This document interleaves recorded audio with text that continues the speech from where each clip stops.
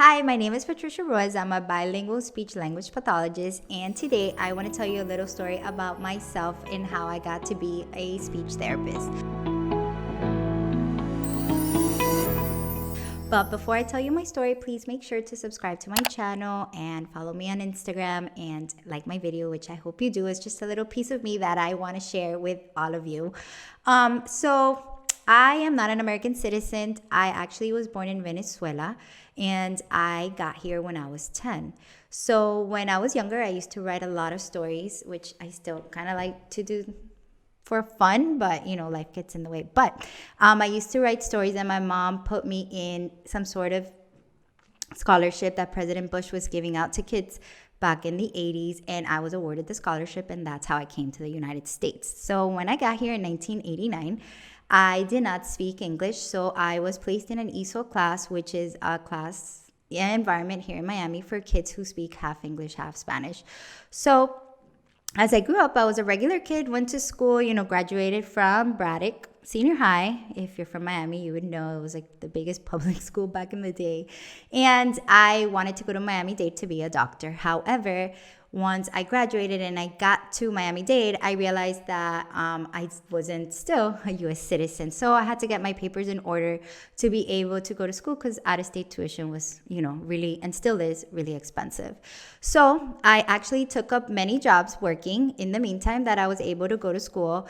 I've always worked with kids. I was a camp counselor at Miami-Dade for summer camp. I was a lifeguard.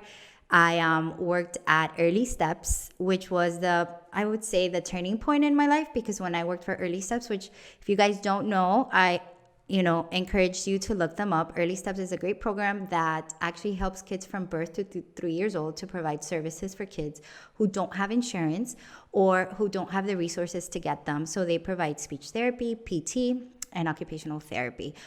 So I worked at Miami Children's under the Early Steps program, and I was able to see all these different careers taking place, which I thought were really cool. I was able to see speech therapists firsthand. I was able to see occupational. I was also able to see social workers and how all these people that it takes to be able to help specific kids and families. So that's how I knew exactly what speech therapist was, that I knew exactly what I was getting myself into. And I really, really always wanted just to help. My idea was to be a doctor by then, but by the time I got my residency, I was like 23, 24 years old. And back then I thought, I'm too old for med school, which was, not the case. I encourage everybody to go and follow their dreams no matter how old they are. And don't think that just because you're a certain age, you can't do it. You can always do it. But I opted for another track, which is the reason how I got here. So let me tell you a little bit about how it was to become a speech pathologist. So there's a big difference between speech therapy and speech pathologist. And I just want to clarify, because most people think it's the same, but it's not the same. So in order to be a speech therapist, you need a bachelor's degree. And to be a speech pathologist, you need a master's degree. And the difference is that speech pathologists are able to diagnose and treat, and speech therapists only treat, and they only do a treatment plan done by a speech pathologist. So I decided to go to Miami-Dade after my papers were in order.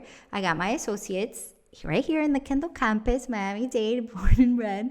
I went to FIU for the other two. I took all my extra credits that I had to take for speech therapy, because I already knew, since I had already worked in the field and I was involved in Early Steps, Miami Children's, and all these kind of different things in helping kids. I already knew exactly what I wanted. So I actually did not waste any time. I took all the correct courses that I had to take, graduated with my bachelor's from FIU, applied for the master's, and I got in, which I was really excited because, as you guys know, getting into a speech program is super difficult. Back then, when I went to school, which was in 2007, I know, I'm a little old. They were only taking one person out of like 500 applicants. They only took in like 25 people out of 500 applicants. So it was very competitive back then. I'm not sure how it is now, but I was excited, got in the program. And here we are today. I think it's been like 12 years since I graduated. Just another side note, just for people that do want to be a speech pathologist or do want to go to speech therapy, you should be aware that the program is very intense. It's a master's level course where you have to take many board exams, many different comps, and you have to do a a fellowship, which they call it the 9-month fellowship. It's kind of similar to when you graduate as a doctor and you need to do a residency. So it's kind of about the same thing. The state of Florida does issue you a provisional license for you to be able to do, your fellowship. Also, side note, a lot of people think that being a speech therapist or pathologist is kind of like a teacher who just teaches you how to talk. Negative. That's not how it is. You need to be licensed by the Florida Department of Health. You need to have passed many certifications. You need to be certified and competent by our board, which is called ASHA. So there's a lot of things that go into place for being a speech pathologist. It's really not as easy as people think. It takes a lot of schooling. And in my case, I went to school, like I said, a little bit later. So I really, really did take full advantage of everything I had to do. And I did do my fellowship across in Arizona. I did just pack up and go because I wanted a different experience to the Miami experience. So I did my fellowship in Arizona. I worked in a border hospital, how they call it. I lived in a border town, which is Nogales, which is the border town between Mexico and Arizona. So I was a speech pathologist there. We did help a lot of kids with cleft palate, which is another thing that speech pathologists do. We did treat people that had crossed the border and dehydrated.